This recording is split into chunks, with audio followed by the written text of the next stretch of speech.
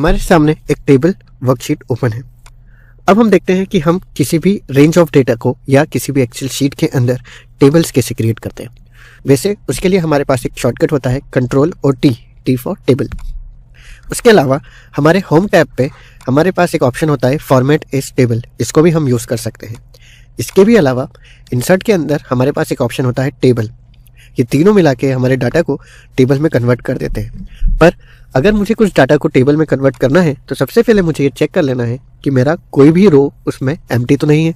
अगर ये चेक करना है तो हम पहले कंट्रोल ए करते हैं, तो हमारा सारा डाटा सेलेक्ट हो गया। क्योंकि हमारे पास डाटा कम है तो हम इजीली देख सकते हैं कि ये रो खाली तो नहीं है कहीं। पर सपोज अगर आपके पास थाउजेंड्स ऑफ रिकॉर्ड है तो उसके लिए आप कंट्रोल और डॉट या फुल स्टॉप जो हमारे क्वेश्चन मार्क के जस्ट लेफ्ट में होता है उसको यूज़ करते हैं। ये क्या करता है, जैसे ही मैं कंट्रोल और डॉट को दबाऊंगा तो वो आपके सिलेक्शन को अपने टेबल के ऑल द 4 कॉर्नर्स पे मूव करेगा, सो दैट आप देख सकते हैं कि कोई रो खाली तो नहीं है। ऐसे ही मैं वापस से कंट्रोल डॉट करता हूँ वापस से। इस तरह से हम ऑल द 4 कॉर्नर्स पे जाके ये देख सकते हैं कि कहीं हमारी कोई भी रो खाली तो नहीं है।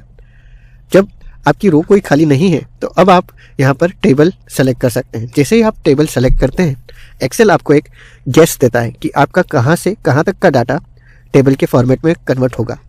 तो जैसे ही आप इसे ओके करेंगे आप देख सकते हैं हमारा डाटा एक टेबल के फॉर्मेट में कन्वर्ट हो गया।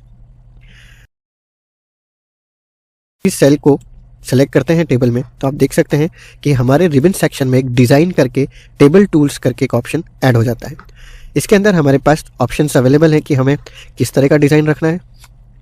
और यहाँ पर हमारे पास कुछ और ऑप्शंस होते हैं, जैसे कि अभी जो आप देख रहे हैं वो है बैंडेड रोज, यानी कि रो जो है वो कलर्स के बैंड के फॉर्मेट में आ रहा है। अगर मैं ये बैंड रो हटा देता हूँ और मैं बैंडेड कॉलम्स अप्लाई करता हूँ तो हमारे कॉलम्स लाइट और डार्क कलर के हो गए। दोनों अगर हम अप्लाई करके देखें तो एक अजीब सा फॉर्मेट यहाँ पर बन जाता है, जो कि मैं प्रेफर नहीं करता। तो आई लाइक टू यूज़ बैंडेड रोज। अब इसके अंदर एक और फीचर होता है फर्स्ट कॉलम। अगर मैं जैसे ही फर्स्ट कॉलम को सेलेक्ट करता हूँ तो आप देखेंगे कि एम्प्लॉय का जो नेम्स है वो अपने आप हाईलाइट हो गया। और अगर मैं लास्ट कॉलम को सेलेक्ट करूँ तो लास्ट कॉलम में जो भी वैल्यू है वो सारी हाईलाइटेड हो गई। इस वे में हम टेबल्स के कुछ डिज़ाइन के टूल्स यहाँ पर देखते हैं। अब सपोज अगर मुझे यहाँ पर एक और नया कोई कॉलम या नई कोई रो ऐड करना है तो मैं यहाँ पर जैसे ही अमीश के नीचे जाके सपोज मैं अंकित का एक कॉलम ऐड करता हूँ। अब मैं जैसे ही टैब प्रेस करूंगा आप देखेंगे कि वहाँ पर एक फॉर्मूला इंसर्ट हो गया और यहाँ पर टेबल की जैसा ही एक और फॉर्मेट यहाँ पर बन गया। सपोज अंकित भी आईटी में वर्क करता है, वो भी एक फुल टाइम एम्प्लॉय है। उसने ज्वाइन किया था 16 जून 2000 में और उसको 16 ईयर्स कंप्लीट हो गए। उसकी सैलरी सपोज 20,000 है।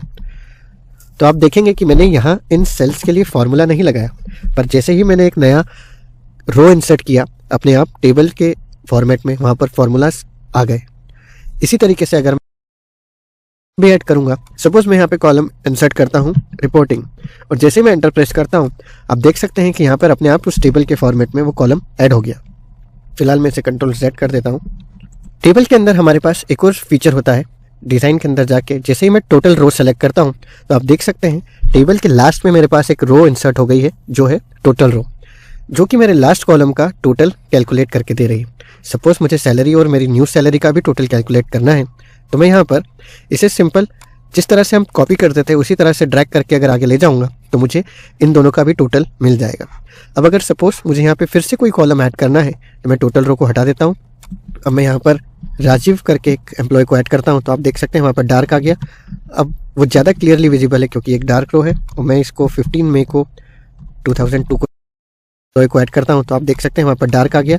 अब वो ज़्यादा क्लियरली विजिबल है क्योंकि एक डार्क रो है और मैं इसको 15 मई को 2002 को ज्वाइन कराता हूँ। 14 इसकी सैलरी रखते हैं हम 10,000 सपोज। फार्मूला ऐड हो गया। अब मैं वापस से टेबल टूल्स में जाके अगर टोटल रो डालता हूँ तो आप देख सकते हैं कि हमने जो लास्ट जो ड्रैग किए थे वो भी अपने आप यहाँ पर आ गए और नए कॉलम का भी टोटल कैलकुलेट होके इसके अंदर आ गया है। इस तरह की टेबल्स हम अक्सर वहाँ यूज़ करते हैं जब हमारे पास कोई डायनामिक चार्ट है और हमको ऐसा चाहिए कि मैं यहाँ पे कुछ भी रो इंसर्ट करूँ और मेरे उस चार्ट में उसके हिसाब से चेंजेस हो जाएं, तब हम इस टेबल का यूज़ करते हैं। टेबल्स के अंदर हमारे पास एक अच्छी फंक्शनैलिटी होती है जिसे हम कहते हैं स्लाइजर। स्लाइजर बेसिकली हमें अपने पूरे डाटा को फिल्टर करने के लिए यूज़ होता है। तो हम इस टेबल में सपोज स्लाइसर ऐड करते हैं। स्लाइसर ऐड करने के लिए टेबल के उसके बाद आप देख सकते हैं इंसर्ट स्लाइसर। जैसे ही मैं इस पर क्लिक करता हूँ तो मुझे एक चेकबॉक्स की लिस्ट ओपन कॉलम में है। मैं इसे रिसाइज कर देता हूँ सो दैट हम इजीली इसे देख सकें। सो बेसिकली स्लाइसर करता क्या है, सपोज अभी मुझे चाहिए कि सिर्फ वही लोग दिखें जो मेरे आईटी डिपार्टमेंट में काम करते हैं। तो जैसे ही मैं आईटी को सेलेक्ट करूंगा तो सिर्फ वही वाले रोज आ रहे हैं जो आईटी वाले हैं, यानी कि 7, 10, 11 और 13। आप देख सकते हैं कि लेफ्ट साइड में हमारा जो भी रो का नंबर है वो हाईलाइटेड आ रहा है।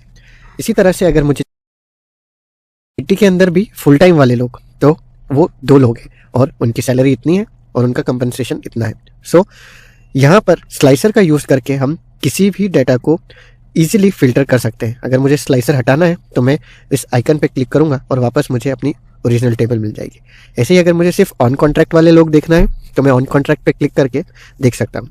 आप देख सकते हैं कि अगर मैंने स्टेटस में ऑन कॉन्ट्रैक्ट सेलेक्ट किया है तो डिपार्टमेंट में 3 आईटी, मार्केटिंग और सेल्स, ये तीनों हाईलाइट हो गए, बाकी दोनों फेड हो गए। यानी कि एडमिन और ट्रेनिंग में से कोई भी इंसान या कोई भी एम्प्लॉय ऑन कॉन्ट्रैक्ट पे नहीं है। इसी तरह से अगर मैं पार्ट टाइम करता हूँ तब भी जो मेन 3 है वो ऊपर हाईलाइट होके आ जाते हैं।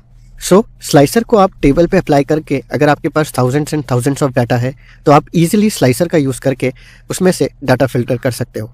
स्लाइसर की फॉर्मेटिंग भी यहाँ पर अवेलेबल है। अगर मुझे स्लाइसर को चेंज करना है तो मैं यहाँ पर स्लाइसर को सिलेक्ट करके जो भी मेरा रिक्वायर्ड फॉर्मेट है उस तरह का फॉर्मेट यहाँ पर अप्लाई कर सकता हूँ। So this is all about Excel tables.